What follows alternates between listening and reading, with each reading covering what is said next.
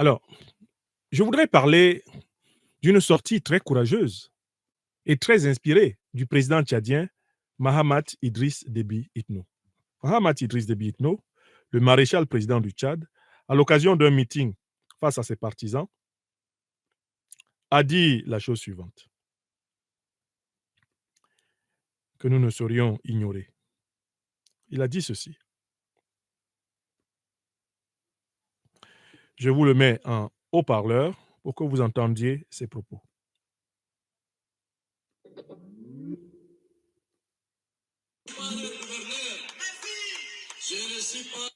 Quelques puissances se sont ingérées dans nos... Je n'ai pas. Voilà. Quelques puissances Ouais. se sont ingérées dans nos affaires internes. Je n'ai pas accepté. Je ne suis pas leur gouverneur. Merci. Je ne suis pas leur gouverneur. Merci. Je ne suis pas un farfelu. Je ne suis pas un valet. Je suis le président d'un pays indépendant, libre et souverain. Un pays fier de sa souveraineté. Oui, quelques-uns ont essayé de diviser notre pays en nord et sud. Ils ont essayé de diviser par religion. Mais Dieu est grand. Grâce à Dieu, ils n'ont rien pu faire. Même aujourd'hui, ils essayent. Ils ont leurs problèmes qui veulent nous imposer. Mais ils oublient que le pouvoir, c'est dans la main de Dieu et du peuple souverain. Réécoutons encore une fois. Réécoutons encore une fois. Monsieur Déby, s'il vous plaît. Quelques puissances Oui. se sont ingérées dans nos affaires internes. Oui. Je n'ai pas accepté. Ouais. Je ne suis pas leur gouverneur. Je ne suis pas leur gouverneur. Ouais. Je ne suis pas un farfelu. Ouais. Je ne suis pas un valet. Ouais. Je suis le président d'un pays indépendant, libre et souverain. Ah. Un pays fier de sa souveraineté. Ah. Oui, quelques-uns ont essayé de diviser notre pays en nord et sud. Ils ont essayé de diviser par religion. Ah. Mais Dieu est grand. Grâce à Dieu, ils n'ont rien pu faire. Même aujourd'hui, ils essayent. Ils ont leurs problèmes qui veulent nous imposer. C'est qui ça? Mais ils oublient que le pouvoir, c'est dans la main de Dieu et du peuple souverain. Ah. Bon. Écoutez, maintenant nous allons analyser ces propos extrêmement puissants du président maréchal du Tchad, Mahamat Idriss Déby Itno.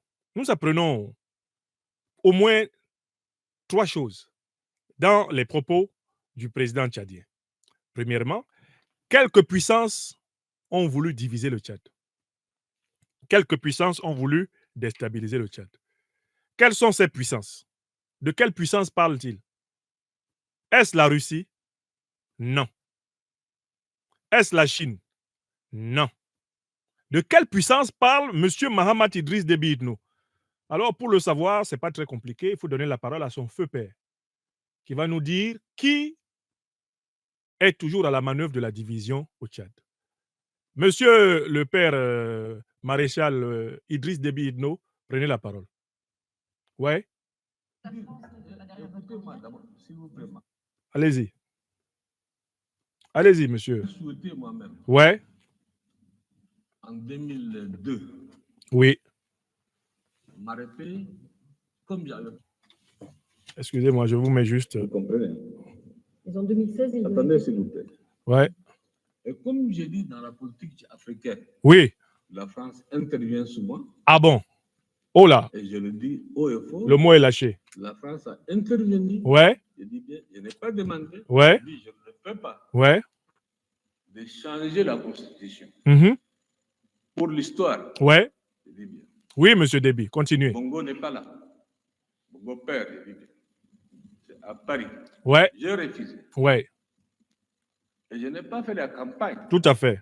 Qu'est-ce que vous voulez dire? C'est la France qui vous a poussé à continuer? C'est toujours la France qui fait, et c'est toujours la France qui critique, et c'est toujours la France qui est derrière. Ah. Bon, Monsieur Déby, c'est bon. Laissez-moi finir. Mais laissez-le finir, mais vous allez continuer votre conversation après. C'est bon, le père, c'est bon. Donc, le père Déby nous a dit de qui parle le fils Déby, n'est-ce pas? Le fils Déby parle explicitement de la puissance française. D'autant plus que lui-même, le président maréchal Mahamat Idriss Déby Itno, il doit le pouvoir à la France. Nous avons bien vu le président français Emmanuel Macron venir l'introniser à N'Djamena en avril 2021, après la mort de son père, le maréchal Idriss Déby Itno. D'accord?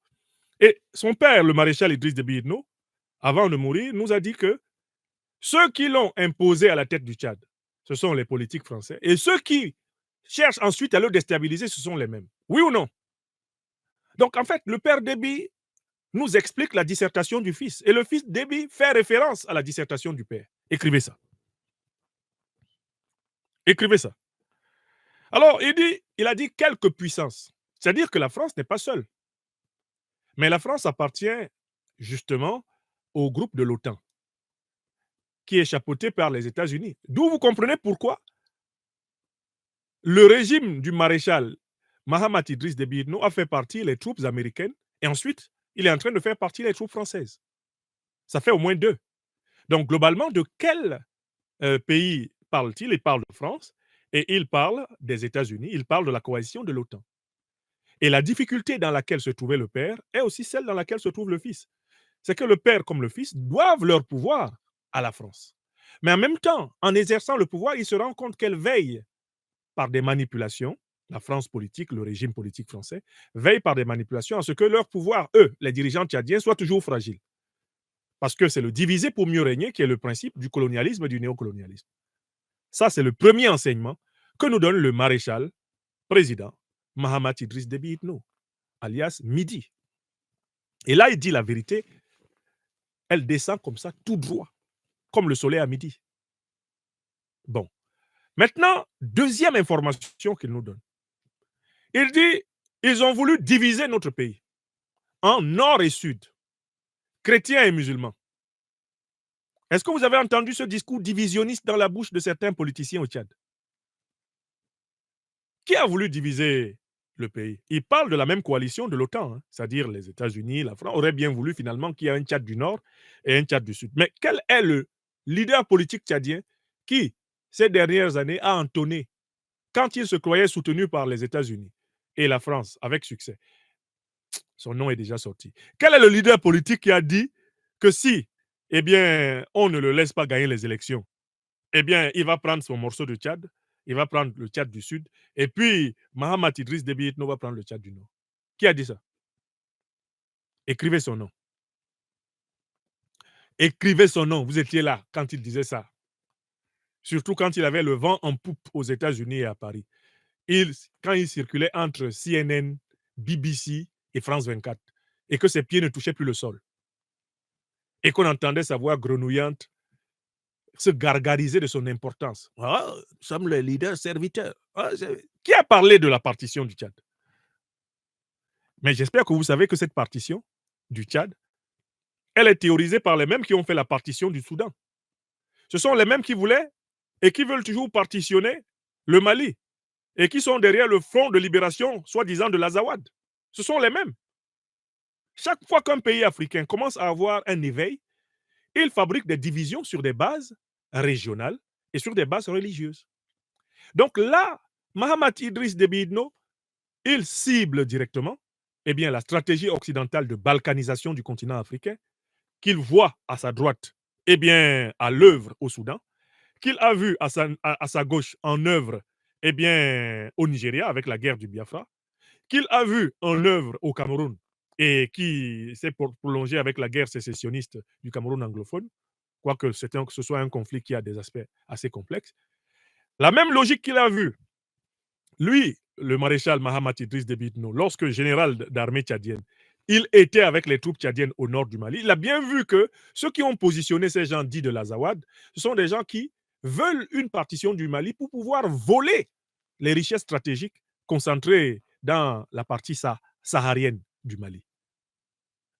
D'accord? Donc, le général Mahamat Idriss Déby Itno, qu'il était, devenu maréchal maintenant, sait très bien que la logique partitionniste, là, qu'on a évoquée au Tchad, c'est elle qui a divisé tranquillement le Soudan, c'est elle qu'on veut utiliser au Mali, c'est elle qui a tenté de diviser avec la guerre du Biafra le Nigeria, c'est elle qu'on tente d'utiliser pour partitionner le Cameroun, c'est elle qu'on essaie d'utiliser au Kivu. Le Rwanda est un agent d'une tentative de sécession. Hein, c'est un Katanga bis qu'on prépare au Kivu à travers le Rwanda. Parce qu'on veut voler les richesses stratégiques congolaises. Et on a même signé un accord d'exploitation privilégié des ressources minières du Congo avec le Rwanda, alors que le Rwanda ne possède pas ces ressources minières dans son sous-sol. Et c'est l'Union européenne qui l'a fait. Oui ou non? Bon, ok. Donc, le maréchal Idriss Déby Itno pointe la logique partitionniste, sécessionniste, divisionniste du colonialisme et de l'impérialisme occidental. Et il dit qu'il n'est pas le gouverneur. Mais en fait, ce qu'il veut dire, c'est qu'il ne l'est plus. Parce qu'en 2021, quand il était fragile à l'arrivée du pouvoir, il n'a pas empêché le président Macron de venir l'installer. Il a été installé comme gouverneur. Et son père, que je viens de vous faire écouter, a bien expliqué qu'il était utilisé comme gouverneur. Donc, il est en train d'entrer dans la révolte, il est entré dans la révolte du père Idriss Déby Itno vers la fin de sa vie. Idriss Déby Itno, vers la fin de sa vie, était révolté contre la France-Afrique. Mais en même temps, il éprouvait une difficulté inouïe, c'est comment se protéger après avoir quitté le pouvoir. S'il quittait le pouvoir, comment se protéger? En même temps, il était révolté parce qu'il avait été utilisé finalement pour retarder son pays, le Tchad. Et il savait qu'il avait été utilisé pour retarder son pays. Dans la même interview, je me souviens qu'il a dit aux journalistes français qui étaient face à lui, c'était, je pense, Christophe Boisbouvier, il lui dit « Je ne suis pas un homme heureux ». Et Boisbouvier lui dit « Mais c'est bizarre, un président qui est assis dans un palais doré, tout ça, et qui dit qu'il n'est pas un homme heureux ». Et Idriss Déby lui dit « C'est parce que j'ai passé toute ma jeunesse à la guerre. J'ai passé tout mon temps à combattre des Tchadiens ou des non-Tchadiens. J'ai passé tout mon temps à tout faire pour ne pas être tué et à tuer pour ne pas être tué. Donc, je ne suis pas un homme heureux parce que je n'ai pas eu le temps de profiter, pour ainsi dire, de ma vie. » Idriss Déby Itno l'a dit avant de mourir, comme de façon prémonitoire. Donc, le fils nous dit que la contradiction dans laquelle son père est mort, lui ne veut pas durer dedans, qu'il ne veut pas durer dans mauvais rêve. On avait fait de son père un gouverneur. Lui-même, quand on l'a installé en 2021, on l'a installé comme on installe un gouverneur d'une néocolonie. Les images sont là. Il a été adoubé par celui qui littéralement était dans la position de pape de la France-Afrique. Il a été adoubé. Et il y avait un certain Félix Tshisekedi qui n'était pas loin, compagnon des cérémonies ubuesques, Félix Tshisekedi. Nous tous, on a vu ça. Et c'est pour avoir critiqué cela même que je me suis, malheureusement, contre moi-même fait remarquer à l'Élysée. J'avais vertement critiqué cette intronisation du nouveau chef de l'État tchadien par le président français. Et quand on a commencé à me pourchasser ici en France, l'un des écrits qu'on a amené pour me dire que j'aurais offensé le président français, c'est l'écrit dans lequel je critiquais son intronisation d'une nouvelle dictature au Tchad. Mais aujourd'hui, Mahamat Idriss Déby Itno, le maréchal président, nous dit « Je ne suis plus dans ça, je veux quitter dans ça ». C'est ce qu'il nous dit, non? Et il nous donne une troisième information. Il dit que les néocolonialistes français, les impérialistes occidentaux en général, ont leur poulain qu'ils veulent à tout prix essayer d'imposer. Mais qui est le poulain qu'on a tenté de lui imposer? Tout le monde a bien vu. Ça, c'est Succès Masra, que j'ai depuis lors désigné sous le pseudonyme d'Échec Masra. C'est lui qui a évoqué là, le poulain. C'est lui qui faisait le tour. Il vivait dans un avion entre Washington et Paris pour être intronisé, nouveau régent, nouveau gouverneur du Tchad. Mal lui en a pris parce qu'il est tombé sur un jeune officier extrêmement rusé, pugnace et beaucoup plus courageux que lui. Je le dis toujours, le maréchal président Mahamat Idriss Déby Itno est beaucoup plus courageux que Masra parce qu'il a été capable de dire à ses maîtres de quitter son sol national. C'est-à-dire, en fait, je vous ai dit, le jour où il a dit ça, il a signé, de leur point de vue à eux, son arrêt de mort. Et il le sait. Et il le sait. Donc, voilà les 3 enseignements qu'on peut tirer de cette déclaration du président tchadien. Mais il y a un autre enseignement que je voudrais ajouter. C'est que le président tchadien, Mahamat Idriss Déby Itno, ne peut pas en être à dire des vérités de cette nature pendant que son premier ministre, M. Alina, Ala Maye Alina, dit le contraire. Pendant que son ministre des Affaires étrangères, Koulamala, dit le contraire. Pendant que certains ministres du gouvernement sont en train de passer la pommade à ceux qui sont dénoncés, et par Idriss Déby Itno père, et par Idriss Déby Itno fils. C'est là que je critique l'attitude du gouvernement et du régime tchadien. Je dis au président maréchal Mahamat Idriss Déby Itno, la cohérence n'est pas encore au rendez-vous. Entre ce que vous dites et ce que disent des membres de votre gouvernement qui sont normalement sous vos ordres, il y a une contradiction qui donne l'impression que vous voulez manger à tous les râteliers. Vous voulez manger à tous les râteliers. Vous voulez gagner dans le pour et le contre. Ce n'est plus possible en Afrique aujourd'hui. Parce que l'Afrique est éclairée par un travail d'analyse permanent de l'information. Il n'est plus possible dans l'Afrique aujourd'hui que le président dise une chose, le premier ministre dise le contraire et que les Africains ne s'en rendent point compte. Président Mahamat Idriss Déby Itno, mon cher jeune frère, les contradictions flagrantes sont soulignées à la seconde près par les Africains.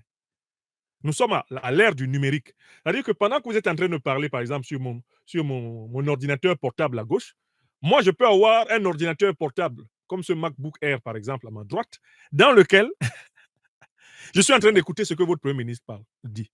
Je peux vous regarder en entendant votre Premier ministre. Vous nous dites que vous êtes dans une logique souverainiste, vous n'êtes pas un gouverneur, vous n'êtes pas ceci, vous n'êtes pas cela. Vous avez des ministres qui sortent pour dire que eux, ils n'ont aucun problème. Il n'y a jamais eu de problème avec la France. Tout se passe très bien. Et sans la France, le Tchad n'existerait pas. La coopération a été formidable. Vous vous dites que la coopération est obsolète. Vos ministres disent qu'elle a été formidable. Vous vous dites que, mais dis donc, il faut qu'ils partent avec leur armée, ça ne nous apporte rien. Les autres disent non. Oh, comment? Sans eux, on ne serait pas vivant. Est-ce que vous savez que c'est ce qu'on appelle l'autodestruction d'une communication gouvernementale? C'est une forme d'auto-sabotage. C'est-à-dire que vous dites une chose, que vos collaborateurs annulent. Vos collaborateurs disent une chose que vous annulez. On n'avance pas comme ça. Quand on s'est engagé dans le chemin de la souveraineté, on ne s'engage pas en effaçant les pas qu'on pose. On doit laisser les traces. C'est ma critique au président Mahamat Idriss Déby Itno. C'est ma critique à son gouvernement. L'incohérence. Et c'est comme ça que le gouvernement centrafricain a commencé à glisser. Quand il a fait un effort pour aller vers l'autonomie et que tout le monde commençait à croire en lui, il a commencé à faire kaba kaba kaba kaba kaba kaba kaba kaba kaba kaba jusqu'aujourd'hui on écoute Touadéra. Touadéra, on lui arrache 30 000 tonnes on lui confisque 30 000 tonnes de carburant au Cameroun. Ça n'émeut même pas, ça émeut pour le peuple centrafricain, pas pour Touadéra. Pourquoi? Parce que Touadéra, il s'est rendu illisible quand il a fait ça. Il fait ça une fois, il fait ça 2 fois, il fait ça 3 fois, il fait ça 4 fois, il fait ça 5 fois. C'est fini, on ne l'écoute plus. Donc, président, j'ai salué le courage que vous avez eu de prendre la décision la plus héroïque et la plus grave du 21e siècle tchadien. Celle de demander à l'ancienne puissance coloniale de retirer ses troupes et à la puissance tutélaire de l'impérialisme occidental de l'OTAN de retirer ses troupes. C'est une décision énorme. Mais vous devez vous rendre compte que cette décision, elle a un effet domino sur tous les autres aspects de la vie tchadienne. Vous ne pouvez pas, en réalité, compter sur ceux à qui vous avez demandé de retirer leurs troupes de votre sol. Ce n'est pas possible. Vous ne pouvez pas compter sur eux. Ou alors, la logique est une science qui n'a plus à être enseignée. Et la géopolitique est incompréhensible. Si vous comptez sur des forces, sur une puissance à laquelle vous avez demandé de retirer ces troupes de votre sol, cela dit que vous vous mettez sous la protection de ceux qui, en réalité, ont l'intention de vous détruire. Et qui vous détruiront. Donc, il faut avoir une certaine logique. Quand on pose un pas vers la souveraineté, on s'organise pour continuer à poser les autres pas. On crée une cohérence. Alors, rien n'est facile. Moi, je suis dans la posture de l'intellectuel, de l'analyste politique. Je ne suis pas, pour ainsi dire, exactement comme vous, les mains dans le cambouis. Et on dit souvent que La critique est aisée, mais l'art est difficile. Je vous le concède. Mais vous n'êtes pas obligé d'avoir une cacophonie communicationnelle. Moi, je salue votre déclaration, maréchal président Idriss Déby Itno. Mais je critique les déclamations et les dégamages, les digressions de vos ministres. Parce que leur digression annule l'effet de vos déclarations. Donc, qu'est-ce que je proposerais au gouvernement tchadien? C'est qu'il fasse un séminaire de communication politique gouvernementale, un grand séminaire de communication politique gouvernementale, et que les violons soient accordés sur tous les éléments de langage. Que les violons soient accordés, de telle façon que quand le président dit quelque chose, c'est fluide jusqu'à son dernier ministre. Et c'est ce que nous observons dans des pays qui ont décidé de s'affranchir de la domination, comme le Mali, le Burkina Faso ou le Niger. C'est-à-dire que ça me rappelle la publicité en Côte d'Ivoire de tôle, c'est pas tôle. Une vraie tôle, elle doit être mlé-mlé. C'est-à-dire que ça doit être propre. Propre. En Côte d'Ivoire, on dit mlé-mlé. Votre communication doit être mlé-mlé. Elle doit être propre. Parce que si vous continuez à faire du oui-non en même temps, la communication en mode win, à un moment donné, on ne vous écoute plus. Vous perdez contact, un peu comme Touadéra a perdu contact avec les masses populaires africaines, qui le regardent maintenant simplement comme un spectacle de bazar. Il passe là, on dit. Dire que lui, il a commencé avant le Mali, regardez où il en est. Quelqu'un qui a commencé la révolution centrafricaine avant le Mali, il en est à demander 10 millions de dollars d'aide française au développement. 10 millions d'euros. Vous pensez que le Mali en est à demander 10 millions d'euros à Paris pour fonctionner? Pourtant, le Mali a commencé après la République centrafricaine. Le Mali a commencé après la République centrafricaine. Mais la cohérence, c'est grâce à ça qu'on peut avancer. Voilà la critique, substantielle et fraternelle que je fais au gouvernement tchadien et l'observation que j'adresse au président maréchal. Votre déclaration est en droite ligne des actions que vous avez menées ces derniers temps. Mais votre gouvernement n'est pas en droite ligne. Il est en zigzag. Il est en zigzag. Et tout le monde l'a vu. Et malheureusement, en Afrique, parfois, les dirigeants ont peut-être parfois le malheur d'avoir autour d'eux des gens qui n'osent pas leur dire que ça ne va pas. Mais pour moi, un vrai conseiller, quelqu'un qui veut vraiment le progrès du pays, c'est quelqu'un qui dit à l'autorité quand ça ne va pas. Ce qui ne va pas, il le lui dit vraiment. Ça, c'est un bon conseiller, c'est un vrai. Le mauvais, c'est celui qui vient toujours vous voir pour dire « Président, vous êtes brillant, tout va bien, non, tu es le meilleur, non, tout passe. » Non, c'est le mauvais conseiller. Le mauvais conseiller, c'est le flatteur de foi. Oh, malheureusement, dans les palais, ils sont remplis. Des gens qui ne peuvent pas venir voir leur leader dire ça ne va pas. On est en train de détricoter tout ce qu'on fait. Tu poses des actes, tu fais des déclarations, tes ministres posent des contre-actes et des contre-déclarations. C'est du plus mauvais effet sur le terrain de la communication politique. Seul un conseiller sérieux peut vous le dire. Et là, moi, je suis un conseiller du peuple africain et de tous ceux qui veulent servir le peuple africain.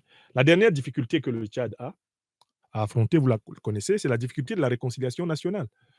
Les efforts qui sont en train d'être faits sur le plan géopolitique, géostratégique, ils doivent être suivis par des initiatives hardies pour rendre le Tchad terre chaleureuse, terre hospitalière pour toutes ses filles et ses fils. C'est un travail redoutable. Et il va falloir vous remettre en cause vous-même. Vous ne pouvez pas réaliser ce travail-là sans vous remettre en cause, sans reconnaître vos torts, président, sans reconnaître les torts dont vous êtes responsable. Vous ne pouvez pas réconcilier les Tchadiens. Ce n'est pas possible. Or, reconnaître les torts, c'est vraiment appeler un chat un chat. Ça que j'ai fait, je n'aurais pas dû. Voici ce que je propose pour le réparer. Parce que c'est dans l'intérêt de notre pays. Voici ce que je propose. Voici comment je pense qu'on peut le réparer. Voici les sacrifices auxquels je suis prêt pour que le pays, retrouve la splendeur qui n'aurait jamais dû le quitter. Voilà, mes chers amis, les observations que je voulais faire à ce point de cette émission.